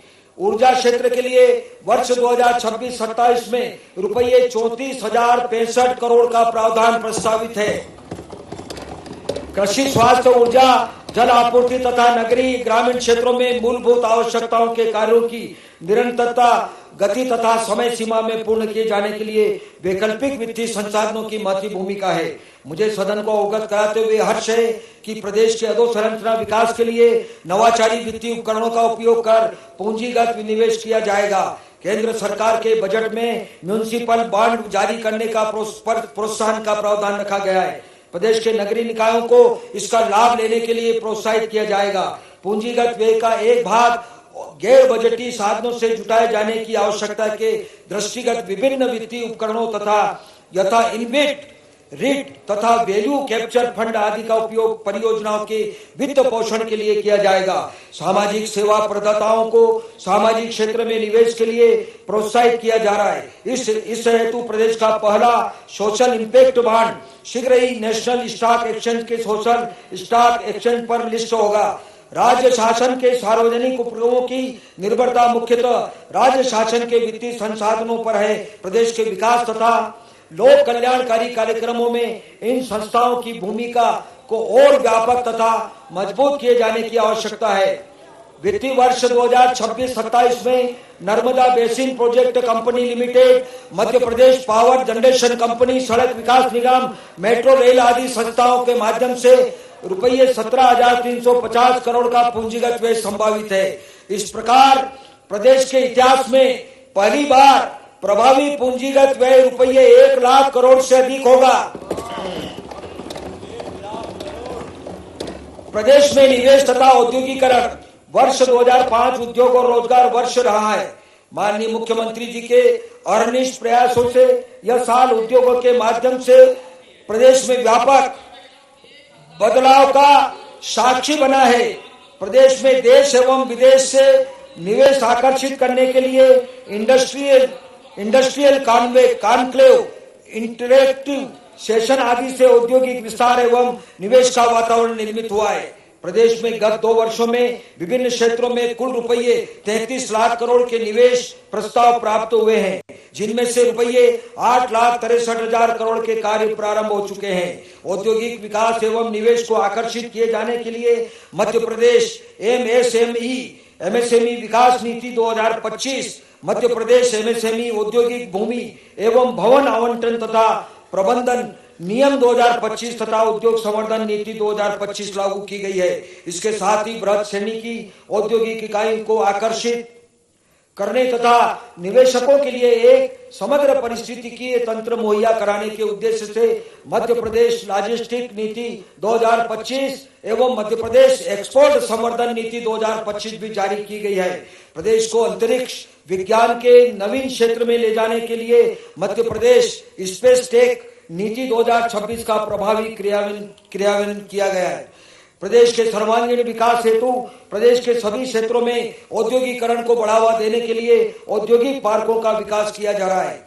वर्तमान में 19,300 एकड़ भूमि पर 48 औद्योगिक पार्क विकसित करने की कार्रवाई की जा रही है, जिसमें 5 IT park, plug and play park Indore, plated industries एवं कमर्शियल कॉम्प्लेक्स मंडीदीप विकासाधीन है। रुपये 2,360 करोड़ लागत की इंदौर पीथमपुर इकोनॉमिक कॉरिडोर परियोजना का विकास उद्योग और निवेश की गति देने के उद्देश्य से किया जा रहा है। दिल्ली नागपुर औद्योगिक कॉरिडोर अंतर्गत बुंदेलखंड क्षेत्र में औद्योगिक विकास को गति देने के उद्देश्य से 1,500 एकड़ से अधिक भूमि पर सागर से औद्योगिक क्षेत्र मसवासी ग्रंट के लिए विशेष औद्योगिक प्रोत्साहन पैकेज को मंजूरी दी गई है। देश को टेलीकॉम क्षेत्र में आत्मनिर्भर बनाने के लिए ग्वालियर में टेलीकॉम मैन्युफैक्चरिंग जोन की स्थापना की दिशा में कार्रवाई प्रचलित है। प्रदेश में 23 लाख से अधिक सूक्ष्म एवं लघु उद्योग पंजीकृत हैं, जिनमें से 4,50,000 विनिर्माण इकाइयां लगभग 36 लाख रोजगार सृजित करती है। विगत 2 वर्षों में मुख्यमंत्री उद्यम क्रांति योजना में 16,491 युवाओं को रुपये 1,134 करोड़ की ऋण राशि वितरित की गई है। 6,670 स्टार्टअप में महिलाओं द्वारा संचालित 3,000 से अधिक स्टार्टअप है। एक जिला एक उत्पाद के अंतर्गत ग्वालियर के मिंट स्टोन एवं छतरपुर के लकड़ी के फर्नीचर को जीआई टैग प्राप्त हुआ है। प्रदेश में निवेश और औद्योगिकरण क्षेत्र में रुपये 5,957 करोड़ का बजट प्रावधान प्रस्तावित है। स्वास्थ्य सेवाएं, स्वास्थ्य मानव की पूंजी है। हमारी सरकार स्वास्थ्य सेवाओं को और अधिक सुदृढ़ तथा प्रत्येक नागरिक तक गुणवत्तापूर्ण उपचार सुविधा की उपलब्धता के लिए प्रतिबद्ध है। मुझे यह अवगत कराते हुए खुशी है कि डिजिटल स्वास्थ्य पहल वाले अग्रणी प्रदेशों में हमारा प्रदेश है। प्रदेश के 55 जिला चिकित्सालय, 158 सिविल चिकित्सालय, 348 सामुदायिक स्वास्थ्य केंद्र, 1,442 प्राथमिक स्वास्थ्य केंद्र तथा 10,256 उप स्वास्थ्य केंद्रों में कुल 48,000 बिस्तर उपलब्ध हैं। नहर मऊगंज एवं पाटुना में नए जिला चिकित्सालय की स्थापना की कार्रवाई प्रचलन में है। प्रदेश में पहली बार जोखिम वाले दूरस्थ क्षेत्रों में निवासरत गर्भवती महिलाओं हेतु स्वास्थ्य संस्थाओं के 228 बर्थ वेटिंग रूम स्थापित किए गए हैं। हमारी सरकार ने चिकित्सा शिक्षा के विस्तार में ऐतिहासिक कार्य किए हैं। विगत 2 वर्षों में प्रदेश में 5 नए शासकीय चिकित्सा महाविद्यालय प्रारंभ किए गए हैं। शासकीय चिकित्सा महाविद्यालयों में MBBS पाठ्यक्रम की 2,275 सीट से बढ़ाकर 2,850 एवं स्नातकोत्तर के लिए 1,262 सीट से बढ़ाकर 1,468 सीट हो गई है। इंदौर, रीवा एवं सतना के चिकित्सा महाविद्यालयों के उन्नयन के साथ भोपाल, इंदौर, रीवा, जबलपुर, सागर, ग्वालियर के शासकीय चिकित्सा महाविद्यालयों में उन्नत चिकित्सा सेवाओं की व्यवस्था की गई है। महोदय, मुझे सदन को यह अवगत कराते हुए खुशी है कि हमारी सरकार निजी क्षेत्र की सहभागिता से चिकित्सा महाविद्यालय की स्थापना का नवाचार कर रही है। प्रदेश में जन निजी भागीदारी के आधार पर धार, बैतूल एवं पन्ना में नवीन चिकित्सा महाविद्यालयों के लिए अनुबंध निष्पादित हो चुका है तथा 9 चिकित्सा महाविद्यालय क्रमशः भिंड, मुरैना, खरगोन, अशोकनगर, गुना, बालाघाट, टीकमगढ़, सीधी एवं शाजापुर में प्रारंभ किया जाना प्रक्रियाधीन है। लोक स्वास्थ्य संवर्ग के चिकित्सकों के 3,850 पदों तथा नर्सिंग अधिकारियों के 1,256 पदों पर भर्ती की कार्रवाई प्रक्रियाधीन है। बहुप्रशंसित प्रधानमंत्री जन आरोग्य योजना आयुष्मान में 4 करोड़ 46 लाख से अधिक कार्ड जारी किए गए हैं। इसी प्रकार 70 वर्ष से अधिक आयु के नागरिकों हेतु आयुष्मान व्यय वंदना योजना के तहत 15,48,000 आयुष्मान कार्ड बनाकर हमारा प्रदेश देश के अग्रणी राज्यों में शामिल है। इस योजना अंतर्गत 1,118 शासकीय चिकित्सालय एवं 720 निजी चिकित्सालय संबद्ध है।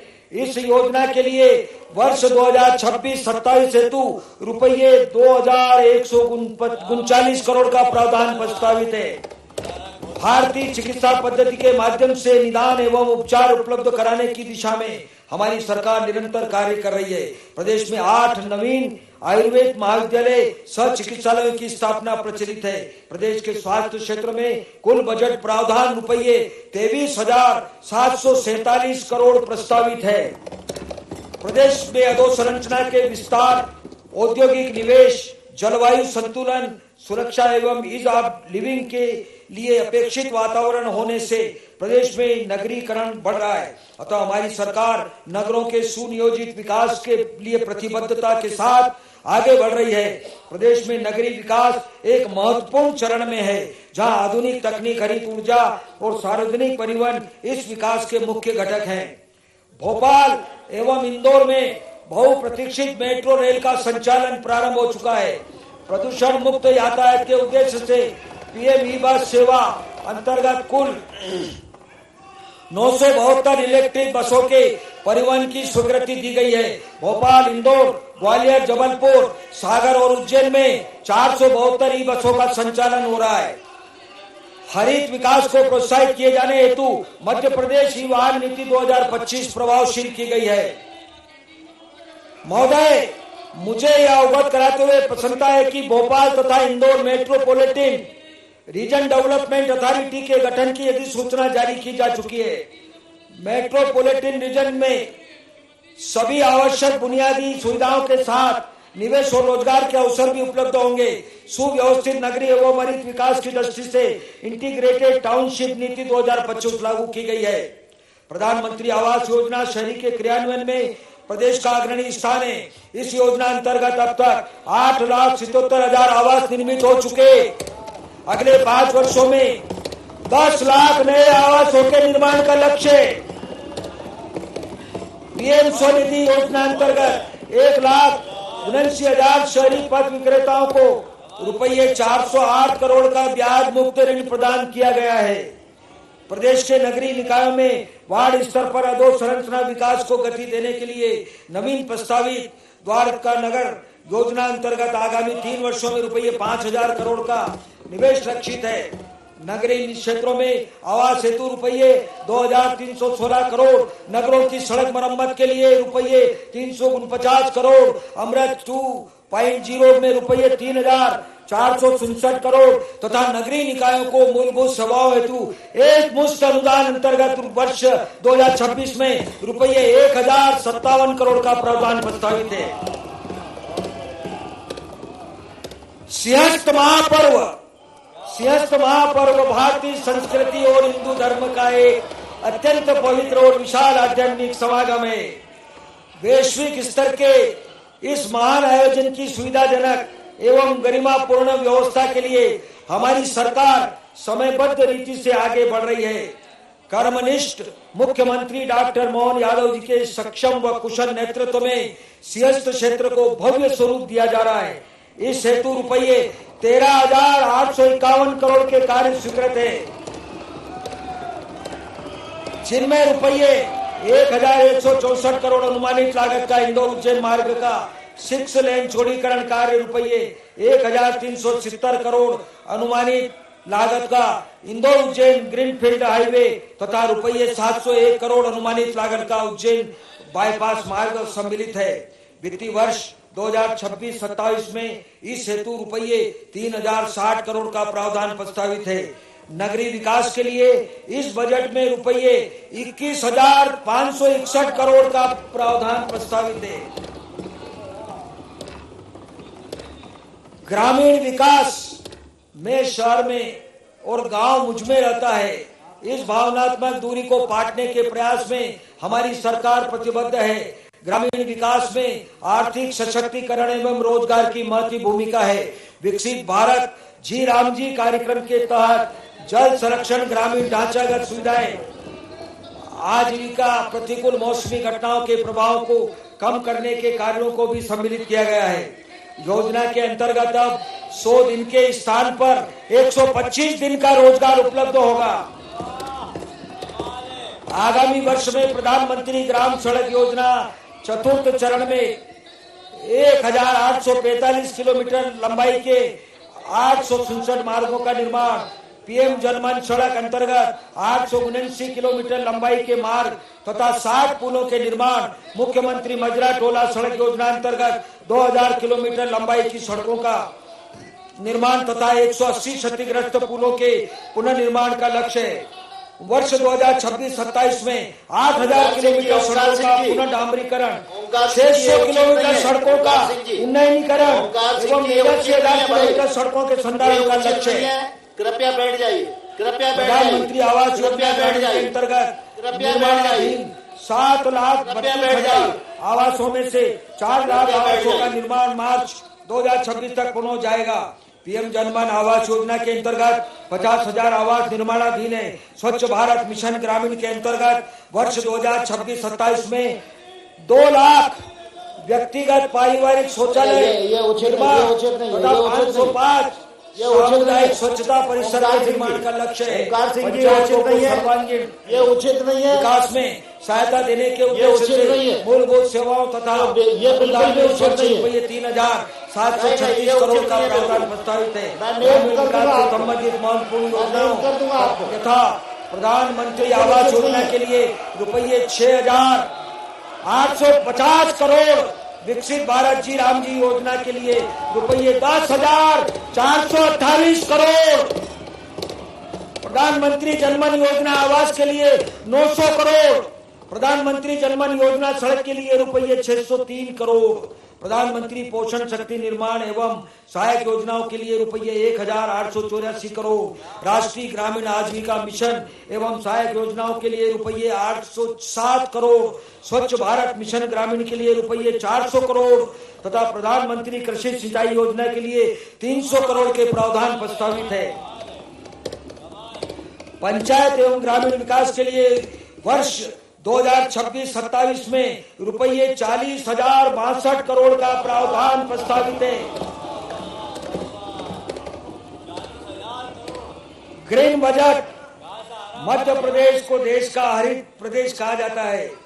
प्रदेश में लगभग 77,000 वर्ग किलोमीटर का वन आवरण है, जो कि देश में सर्वाधिक है। प्रदेश में वायु प्रदूषण को कम करने के लिए शहरी यातायात में इलेक्ट्रिक वाहनों के उपयोग को प्रोत्साहन दिया जा रहा है। राज्य शासन के विभागों में भी ई वाहनों के उपयोग को प्राथमिकता दी जा रही है। इंदौर एवं भोपाल में मेट्रो रेल के परिचालन के प्रारंभ होने के साथ मार्गों के विस्तार का कार्य निरंतर है। पर्यावरण संरक्षण के प्रोत्साहन हेतु मध्य प्रदेश राज्य में पंजीकृत होने वाले समस्त श्रेणी के इलेक्ट्रिक वाहनों पर मोटरयान कर की पूर्णतः तथा सीएनजी वाहनों पर 1% की छूट दी गई है। इसके अतिरिक्त उत्सर्जन मानक के पुराने वाहनों को रजिस्टर्ड वाहन स्क्रैपिंग सुविधा के माध्यम से स्क्रैप कराने एवं उसी श्रेणी का नवीन वाहन क्रय करने पर मोटरयान पर कर पर 50% तथा अन्य मानकों के वाहनों के लिए 25% की छूट दी जा रही है। माननीय महोदय, छाया मनस्य कुर्वन्ति तिष्ठन्ति स्वयमात्वे फलांदी पर्यात्य वृक्षा सत्पुरा इव, अर्थात वृक्ष दूसरों को छाया देते हैं, खुद धूप में खड़े रहते हैं, फल भी दूसरों के लिए होते हैं, सचमुच वृक्ष सत्पुरुष जैसे होते हैं। वनांचल में निवासरत नागरिकों की वन प्रबंधन में भागीदारी तथा वनों से जीविकोपार्जन का स्रोत निरंतर बनाए रखने के लिए हमारी सरकार निरंतर प्रयासरत है। उल्लेखनीय है कि वन विभाग की गतिविधियों के अंतर्गत इस वर्ष 1,11,00,000 रोजगार दिवसों का सृजन हुआ है। वर्ष 2025-26 में लगभग 2 लाख हेक्टेयर वन क्षेत्र में वनों के पुनरुत्पादन एवं पुनर्स्थापन के कार्य प्रगतिरत है। वर्ष 2026-27 में लगभग 2 लाख हेक्टेयर वन क्षेत्र उपचारित किए जाने का लक्ष्य है। इस वर्ष 5,88,00,000 पौधे रोपित किए जाने के साथ अविरल निर्मल नर्मदा योजना के तहत 5,223 हेक्टेयर क्षेत्र में रोपण तैयारी एवं भूजल संवर्धन कार्य किए गए हैं। इस वर्ष 10 हेक्टेयर क्षेत्र में 5,000 चंदन प्रजाति का वृक्षारोपण किया गया है। प्रदेश में 9 टाइगर रिजर्व के अतिरिक्त सागर जिले में डॉक्टर भीमराव अंबेडकर अभ्यारण्य तथा श्योपुर जिले में जहानगढ़ अभ्यारण्य स्थापित किए गए हैं। उज्जैन, सतना, छतरपुर एवं भोपाल के अतिरिक्त ओरछा, धर्म राजेश्वर, मंदसौर एवं बुरहानपुर में सांस्कृतिक वनों की स्थापना की जाएगी। वन भूमि से अतिक्रमण हटाकर पौधारोपण कार्य के लिए नवीन योजना समृद्धि वन वृद्धि से जन समृद्धि तथा निजी भूमि पर पौधारोपण कर काष्ठ की आवश्यकता की पूर्ति के माध्यम से आय का साधन बढ़ाने के लिए कृषि वानिकी योजना प्रस्तावित है। आध्यात्मिक महत्व एवं सांस्कृतिक विरासत के वन क्षेत्रों के संरक्षण की जनजाति देवलोक वनों की संरक्षण योजना नवीन योजना प्रस्तावित है। वन क्षेत्र में केम्पा निधि से माध्यम से रुपये 2,089 करोड़ राशि के कार्य कराया जाना प्रस्तावित है। वन एवं पर्यावरण क्षेत्र के लिए रुपये 6,151 करोड़ का प्रावधान प्रस्तावित है। पर्यटन एवं संस्कृति, प्रदेश में पर्यटन आकर्षणों की विविधता व बहुलता है। प्रदेश में ऐतिहासिक, पुरातात्विक, प्राकृतिक सौंदर्य, धार्मिक महत्व तथा राष्ट्रीय वनोद्यान एवं अभ्यारण्यों की उपस्थिति के परिणाम स्वरूप साल दर साल पर्यटकों की संख्या में वृद्धि हो रही है। प्रदेश की समृद्धि संस्कृति एवं विरासत के अपार आकर्षण को पर्यटन में परिवर्तित किए जाने के प्रयासों के उद्देश्य से पर्यटन नीति 2025 एवं फिल्म पर्यटन नीति 2025 तैयार की गई है। मध्य प्रदेश देश का पहला प्रदेश है जिसने eco sensitive zonal master plan बनाने का कार्य प्रारंभ किया है। ओंकारेश्वर, भोजपुर, सलकनपुर, रायसेन किला, जानापाव, भेड़ाघाट से 64 योगिनी एवं नरवर किले में रोप वे प्रस्तावित है। धार्मिक एवं सांस्कृतिक पर्यटन को प्रोत्साहित करने के लिए प्रदेश में रुपये 900 करोड़ से अधिक लागत के 17 सांस्कृतिक एवं धार्मिक लोगों के निर्माण कार्य पूर्णता की ओर है। हमारी सरकार के विशेष प्रयासों से प्रदेश की संस्कृति एवं विरासत को वैश्विक मान्यता प्राप्त हुई है। इसके सुखद परिणाम स्वरूप ग्वालियर किला, भोजपुर मंदिर सहित प्रदेश के 15 स्थल यूनेस्को विश्व विरासत की अंतिम सूची में सम्मिलित हुए हैं। बुंदेलखंड अंचल में पर्यटन की असीम संभावनाओं के दृष्टिगत पर्यटन स्थलों का वैश्विक स्तर पर विकास किया जा रहा है। खजुराहो को 50 वैश्विक प्रतिस्पर्धी पर्यटन गंतव्य योजना के अंतर्गत वैश्विक पर्यटन स्थल के रूप में विकसित किया जा रहा है। धार्मिक आस्था और ऐतिहासिक धरोहर के संगम ओरछा का विकास आइकॉनिक पर्यटन स्थलों का वैश्विक स्तर पर विकास योजना के अंतर्गत किया जा रहा है। महेश्वर में देवी अहिल्या लोक को एक विशिष्ट सांस्कृतिक केंद्र के रूप में विकसित किया जा रहा है, जिसमें संस्कृति कल्प वृक्ष यात्रा के माध्यम से इतिहास को संजीव एवं प्रभावशाली रूप से प्रस्तुत किया जाएगा। इसी प्रकार ग्राम केरियाखेड़ी महेश्वर को क्राफ्ट हैंडलूम विलेज तथा कुक्षी को क्राफ्ट टूरिज्म विलेज के रूप में विकसित किया जा रहा है।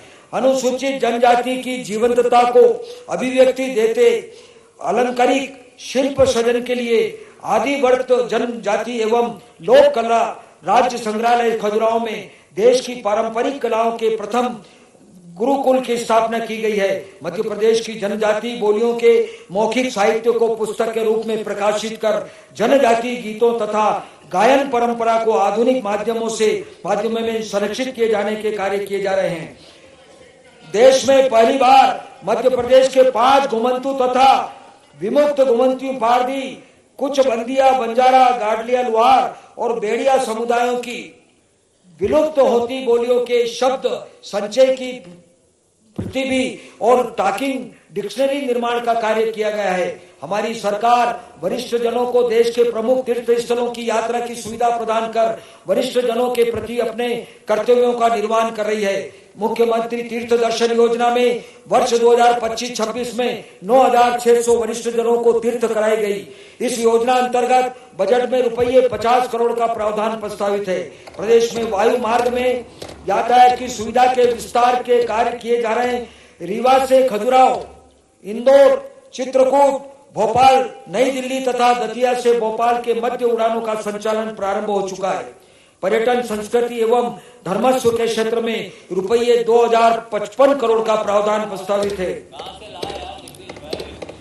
कानून व्यवस्था एवं लोक शांति, प्रदेश में आंतरिक सुरक्षा, लोक शांति एवं कानून व्यवस्था की आर्थिक तथा सामाजिक विकास में महत्वपूर्ण भूमिका है। हमारी सरकार पुलिस विभाग की समस्त इकाइयों को सुदृढ़ एवं आधुनिक संसाधनों से सुसज्जित करने के साथ अंतर्राष्ट्रीय स्तर की प्रशिक्षण सुविधाएं भी उपलब्ध करा रही है। इस हेतु इंटीग्रेटेड सिक्योरिटी कॉम्प्लेक्स निर्मित हो चुका है। नवीन भर्ती हेतु स्वीकृत 22,500 पदों पर चरणबद्ध रीति से भर्ती की कार्रवाई प्रक्रियाधीन है।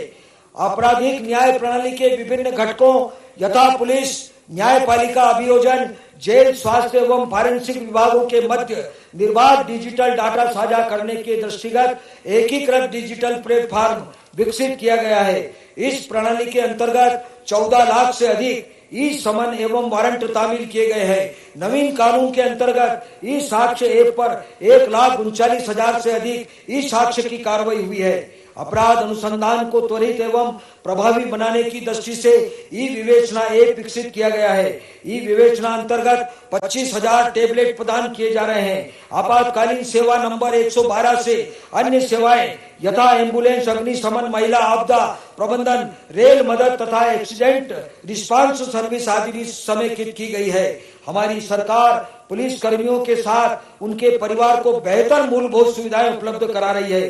पुलिस कर्मियों हेतु अब तक 11,000 नवीन आवास निर्मित हो चुके हैं।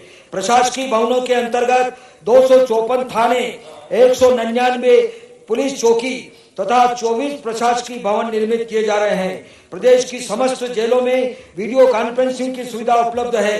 वर्ष 2025-26 में 1,000 अतिरिक्त वीडियो कॉन्फ्रेंसिंग कक्ष स्वीकृत किए गए हैं। गरीब बंदी सहायता योजना के क्रियान्वयन में प्रदेश का प्रथम स्थान रहा है। मुझे यह घोषित करते हुए गर्व है कि हमारे प्रदेश के दृढ़ प्रतिज्ञ मुख्यमंत्री जी के नेतृत्व में प्रदेश से नक्सल समस्या समाप्त किया गया है। इस हेतु नक्सल प्रभावित क्षेत्र की जनता, सेवारत शासकीय सेवकों एवं पुलिस बल की सराहना करता हूं। कानून व्यवस्था एवं लोक शांति के क्षेत्र हेतु वर्ष 26-27 में रुपये 14,306 करोड़ का प्रावधान प्रस्तावित है। खनिज साधन महोदय, हमारा प्रदेश देश का चौथा खनिज संपन्न प्रदेश है। हीरे की उपलब्धता में प्रदेश का देश में लगभग एकाधिकार है। हमारा प्रदेश खनन सुधार, नीलामी, पारदर्शी खनन व्यवस्था के आधार पर भारत सरकार द्वारा जारी स्टेट माइनिंग रेडिनेंस इंडेक्स में प्रथम स्थान पर है। पन्ना के हीरे को जीआई टैग प्राप्त हुआ है। खनिज आधारित उद्योगों के विस्तार तथा निवेश आकर्षित करने हेतु अगस्त 2025 में संपन्न स्टेट माइनिंग कॉन्क्लेव में रुपये 56,414 करोड़ के निवेश प्रस्ताव प्राप्त हुए हैं। भू प्रबंधन, हमारी सरकार ने भूमि संबंधी प्रकरणों के त्वरित निराकरण के लिए राजस्व न्यायालयों में न्यायिक एवं गैर न्यायिक कार्यों के लिए पृथक प्रशासनिक व्यवस्था की है। जियो फेंसिंग तकनीक से फसल गिरदावरी से किसानों को फसल की क्षति 10 में राहत का लाभ समय पर मिल सकना संभव हुआ है। वर्ष 2025-26 में रुपये 2068 करोड़ से अधिक की सहायता राशि वितरित की गई है। साइबर तहसील के माध्यम से नामांतरण की प्रक्रिया पूरी तरह पेपरलेस और फेसलेस की गई है। अब तक 6,26,000 से अधिक नामांतरण प्रकरणों का निराकरण किया गया है। शासकीय कार्यप्रणाली में नवाचार व सुधार, सुशासन का अर्थ नागरिक केंद्रित प्रशासन के माध्यम से पारदर्शिता के साथ लोक सेवाओं को जनता तक पहुंचाना है। हमारी सरकार सदैव नवीन एवं बेहतर प्रक्रियाओं को कार्य पद्धति में सम्मिलित करने में अग्रणी रही है। ई कैबिनेट एप्लीकेशन के माध्यम से मंत्री परिषद की कार्रवाई के लिए भी पेपरलेस व्यवस्था विकसित की गई है। अब मंत्री परिषद के सदस्यों को एजेंडा बिंदु पर्याप्त समय पूर्व उपलब्ध हो रहे हैं, जिससे निश्चित ही मंत्री परिषद के विमर्श में सुविधा तथा गुणवत्ता में वृद्धि होगी। हर्ष का विषय है कि नागरिकों को एक ही प्लेटफॉर्म पर नागरिक सुविधाएं उपलब्ध कराने की दृष्टि से एमपी ई सेवा पोर्टल मोबाइल ऐप प्रारंभ किया गया है, जिसके अंतर्गत विभिन्न विभागों की 600 से अधिक सेवाएं एकीकृत की गई है। सीएम प्रगति पोर्टल के माध्यम से प्रमुख परियोजनाओं का अनुश्रवण किया जा रहा है। शासकीय सेवा के एनपीएस अभिदाताओं के हित लाभों की स्पष्टता के लिए एन्युटी तथा उपदान के संदाय के नियम पृथक से बनाए गए हैं। अभिदाताओं के अंशदान निवेश विकल्प को और विस्तारित कर अंशदान की 100% राशि को इक्विटी के में निवेश की अधिकारिता उपलब्ध कराई गई है। विभिन्न विभागों द्वारा कोषालय में संचालित पीडी खातों का परिचालन तथा बैंकिंग सुविधा के समतुल्य किया जा रहा है, जिससे राज्य की निधि का बेहतर उपयोग तथा नागरिकों यथाभू अर्जन हितग्राहियों को त्वरित भुगतान संभव होगा। सेवानिवृत्ति स्वतों के त्वरित निर्धारण एवं भुगतान के लिए वर्तमान पेंशन नियमों को सरल एवं व्यवहारिक स्वरूप दिया जाकर नवीन नियम दिनांक 1 अप्रैल 2026 से प्रभावशील किए जा रहे हैं।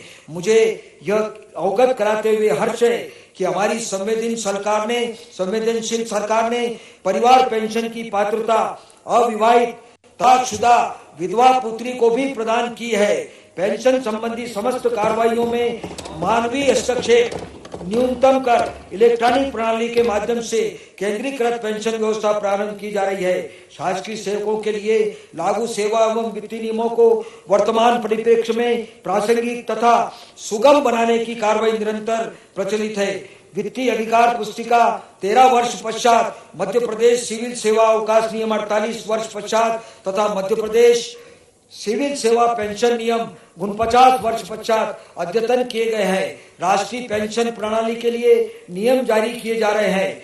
एनपीएस अभिदाताओं को अब परिवार पेंशन की पात्रता भी होगी। मध्य प्रदेश सिविल सेवा आचरण नियम तथा मध्य प्रदेश सिविल सेवा की सामान्य शर्तें नियम के अध्ययनीकरण की कार्रवाई प्रचलित है। शासन में भिन्न भिन्न सेवा शर्तों तथा पात्रताओं के पदों के भेद को समाप्त कर अब केवल नियमित पदों तथा आवश्यकता अनुसार संविदा पदों की ही संरचना रखी जाने का निर्णय लिया गया है।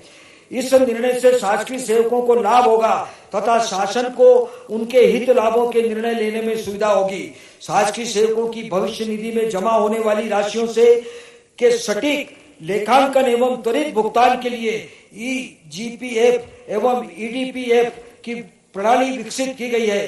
शासकीय कर्मचारी सामान्य भविष्य निधि से नियमानुसार निर्धारित राशि का अग्रिम आहरण स्वयं कर सके, इस हेतु आवश्यक सुविधा विकसित की जाएगी।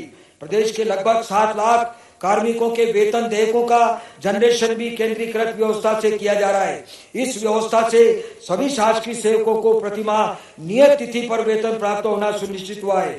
व्यक्तिगत एवं हितग्राहियों को किए जाने वाले भुगतानों को सहज, पारदर्शी तथा त्रुटिहीन बनाने के लिए डिजिटल करेंसी प्रणाली CBDC को सफलतापूर्वक लागू किया गया है। माननीय महोदय, मैं आपके माध्यम से प्रदेश के समस्त शासकीय, अर्धशासकीय एवं स्वायत्त संस्थाओं में कार्यरत कार्मिकों का आभार व धन्यवाद करना चाहूंगा कि शासन के सभी कार्यक्रमों एवं योजनाओं में उनका सराहनीय योगदान सदैव प्राप्त होता है। कर प्रस्ताव गत वर्ष के बजट की तरह इस बजट में भी कोई नवीन कर आरोपित करने अथवा किसी पर भी कर दर बढ़ाने का प्रस्ताव नहीं है। राज्य का सकल घरेलू उत्पाद, प्रदेश के सकल घरेलू उत्पाद में वर्ष 2011-12 से वर्ष 2025-26 की अवधि में प्रचलित भावों पर औसतन 12.73% की वृद्धि दर परिलक्षित है। वर्ष 2025-26 हेतु राज्य के सकल घरेलू उत्पाद का पुनरीक्षित अनुमान रुपये 16,69,750 करोड़ है, जो वर्ष 24-25 से रुपये 1,67,322 करोड़ अधिक है। पुनरीक्षित अनुमान वर्ष 2025-26 वित्त वर्ष 2025-26 के पुनरीक्षित अनुमान के अनुसार कुल राजस्व प्राप्तियां रुपये 2,79,233 करोड़ तथा राजस्व व्यय रुपये 2,79,226 करोड़ अनुमानित है। राजस्व आधिक्य का पुनरीक्षित अनुमान रुपये 7,26 लाख है। राजकोषीय घाटे का पुनरीक्षित अनुमान रुपये 74,323 करोड़ है, जो सकल राज्य घरेलू उत्पाद का 4.45% है। पूंजीगत निवेश की विशेष सहायता योजना अंतर्गत भारत सरकार से प्राप्त ऋण तथा वित्तीय वर्ष 2021-22 से 2024-25 की अवधि की अनुपयोगित ऋण सीमा की राशि राजकोषीय घाटे की निर्धारित सीमा 3% के अतिरिक्त है। इन राशियों का सकल राज्य घरेलू उत्पाद से प्रतिशत क्रमशः 0.81 एवं 0.164 है। इन अतिरिक्त प्रावधानों को अलग रखने पर कहां से जब घाटा राजकोषीय तो कहां से घाटा 3% के अनुरूप है। ये स्थिति है सरकार आयोग के दिशा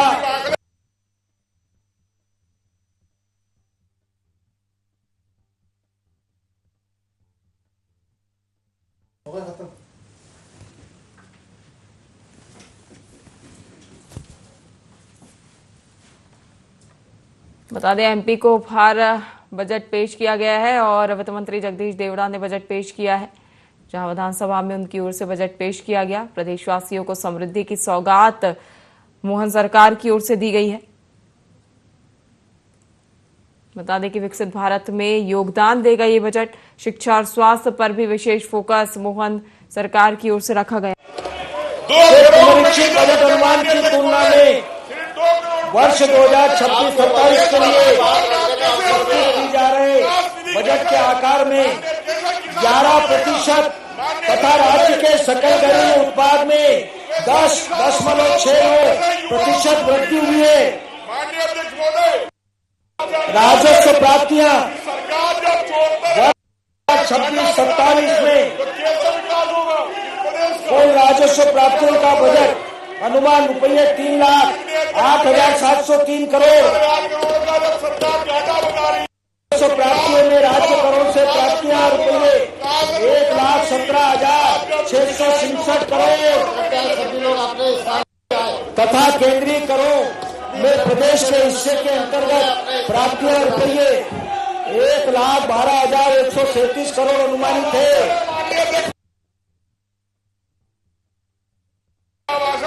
रुपये 24,394 करोड़ तथा केंद्र सरकार से सहायक अनुदान अंतर्गत प्राप्तियां रुपये 56,504 करोड़ अनुमानित है। 2026-27 के लिए प्रदेश के स्वयं का कर राजस्व वर्ष 2025 के पुनरीक्षित बजट अनुमान की तुलना में क्रमशः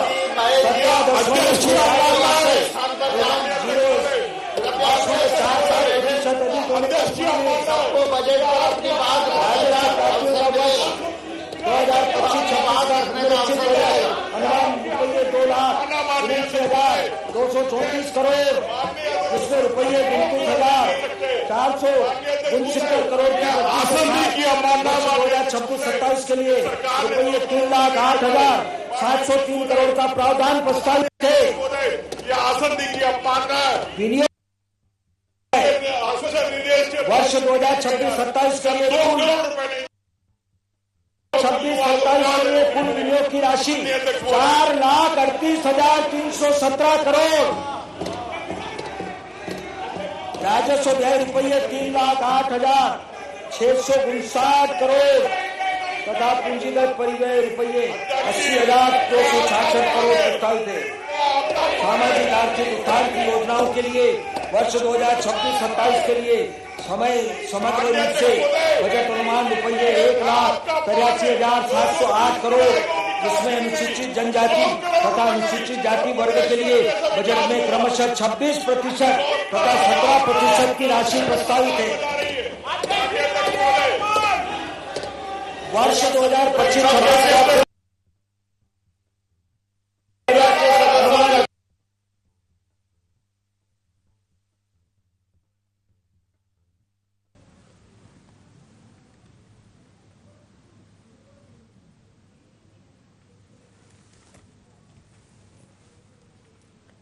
बता दें, युवा, किसान और नारी पर फोकस रखकर ही बजट पेश किया गया है। मध्य प्रदेश में पहली बार पेपरलेस बजट पेश हुआ है। वित्त मंत्री जगदीश देवड़ा पेश कर रहे हैं बजट।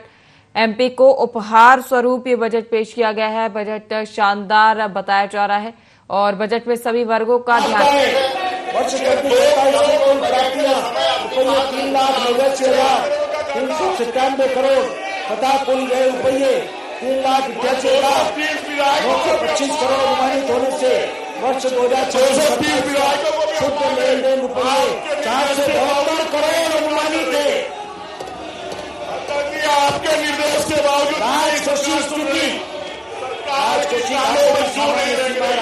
सकल घरेलू उत्पाद निर्धारित है। सरकार द्वारा पूंजीगत निवेश के लिए राज्यों को विशेष सहायता योजना में वर्ष 2026-27 के लिए रुपये 16,200 करोड़ दीर्घकालिक ब्याज ऋण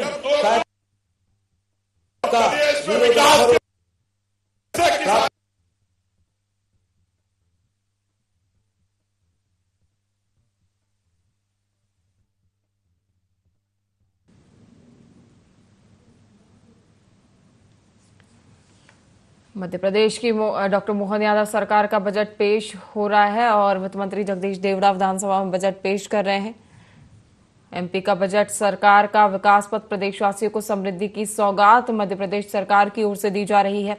विकसित भारत में एमपी देगा योगदान और इसी के मद्देनजर ये बजट पेश किया जा रहा है। शिक्षा और स्वास्थ्य पर भी विशेष फोकस देखा जा रहा है। प्रदेश की जनता को बजट प्रस्ताव को विकासोन्मुखी तथा कल्याणकारी स्वरूप दिया जा सका। मैं वित्त विभाग के समस्त अधिकारियों एवं कर्मचारियों का भी आभारी हूँ, जिन्होंने अथक परिश्रम एवं प्रतिबद्धता से बजट को तैयार कर प्रस्तुत करने तक की प्रक्रिया को प्रशंसनीय सहयोग दिया। 26-27 का यह बजट समस्त जनता जनार्दन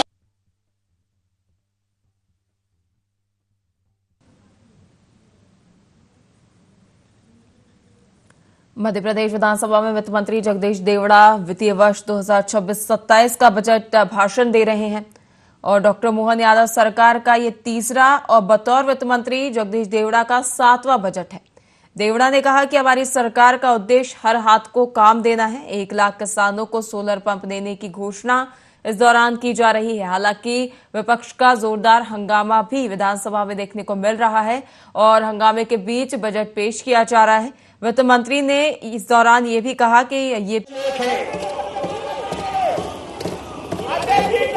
इन प्रस्ताव में परंपरा का बोध है तो वो परंपरा का परिमार्जन भी है। यह आज का है, परंतु अतीत को खंगालता है और भविष्य में झांकता है। महोदय, आपके साथ 230 आखिर सरकार किसे कहते हैं? सरकारें होती इसलिए है, सरकार वही है जो सुख दुख में जनता के साथ खड़ी रहे। 74,000 करोड़ रुपए का घाटा। सरकार वही है जो विकास और जन कल्याण के बिना एक पल भी चैन के साथ न ले। जब आपके पास 2 करोड़ नहीं है, सरकार वही है जो नागरिकों का जीवन और सुखमय आनंदमय बना दे। बताया आपने माननीय अध्यक्ष। सरकार वही है जो जन जन की जिंदगी बदल दे, और हमारी सरकार ऐसी सरकार है। आज इस शुभ अवसर पर मैं प्रदेश की जनता का आभार व्यक्त करते हुए कहना चाहूंगा, घाटे का बजट पड़ा जा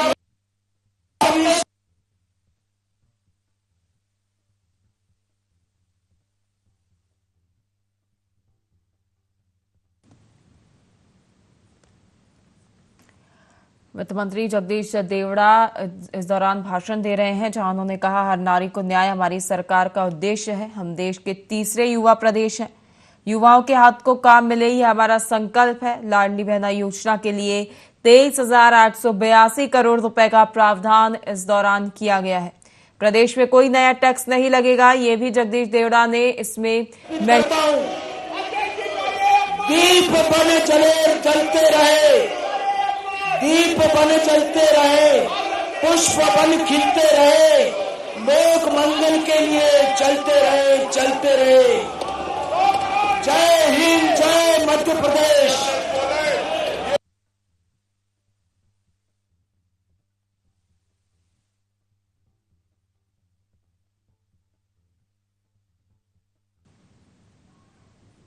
बता दें कि सदन में कांग्रेस विधायकों ने हंगामा शुरू कर दिया है और जमकर हंगामा इस दौरान विधानसभा में विपक्ष का देखने को मिला है। विधानसभा अध्यक्ष खास बात यह है कि परंपरागत जो ब्रीफकेस होता था उसकी जगह टैबलेट कर दी है।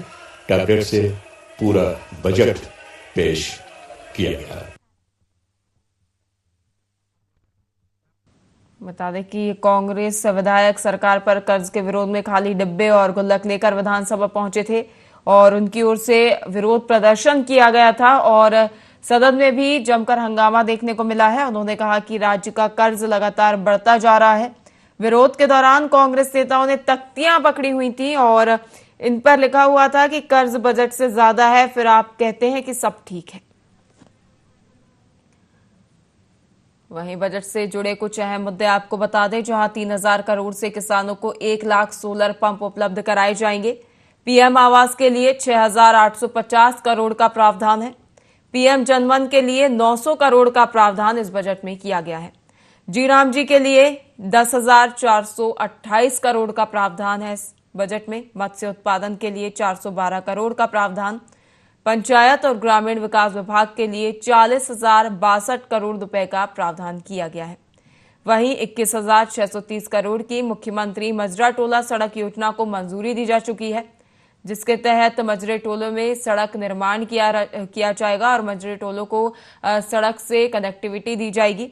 श्रम विभाग के लिए 1,335 करोड़ का प्रावधान प्रस्तावित है। प्रधानमंत्री जनधन योजना के अंतर्गत अब तक 4 करोड़ 61 लाख खाते खोले जा चुके हैं। सड़कों की मरम्मत के लिए 12,690 करोड़ रुपए का प्रावधान है, जहां प्रदेश भर में सड़कों के मरम्मत कार्य शुरू कराए जाएंगे। इन पैसों से उद्यम क्रांति योजना में 16,451 युवाओं को लोन दिया गया है। नारी कल्याण की विविध योजनाओं के लिए 1,27,555 करोड़ के प्रावधान है और इसके साथ ही जनजातीय क्षेत्रों के 11,277 गांवों के विकास के लिए 793 करोड़ रुपए का बजट प्रावधान किया गया है। जल जीवन मिशन के लिए 4,494 करोड़ रुपए का प्रबंध भी किया गया है। लाडली बहना योजना में 1 करोड़ 25 लाख महिलाएं रजिस्टर्ड है। 23,882 करोड़ रुपए का प्रावधान है। 7,95,000 स्टूडेंट्स को आर्थिक सहायता राज्य सरकार की ओर से प्रदान की जाएगी। और इसके साथ ही 2 साल में 33 लाख करोड़ के निवेश प्रस्ताव प्राप्त हुए हैं।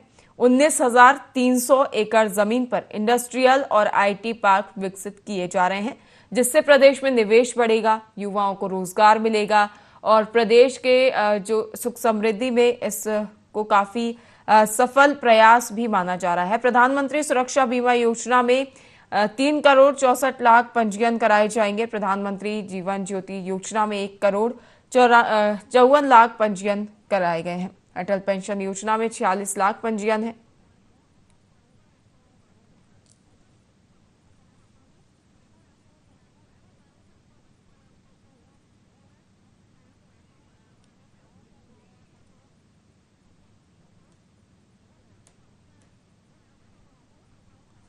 बता दें कि कांग्रेस विधायकों का जोरदार हंगामा भी इस दौरान देखने को मिला है, जहां वित्त मंत्री जगदीश देवड़ा की ओर से बजट पेश किया जा रहा है और विपक्ष का हंगामा लगातार जारी है। विपक्ष के हंगामे के बीच बजट पेश हो रहा है, जिसमें सरकार इस बजट की उपलब्धियों को अंकित कर रही है और कांग्रेस के एमएलए फिर से सदन में हंगामा करने लगे हैं। स्पीकर के समझाने के बावजूद भी हंगामा जारी रहा है।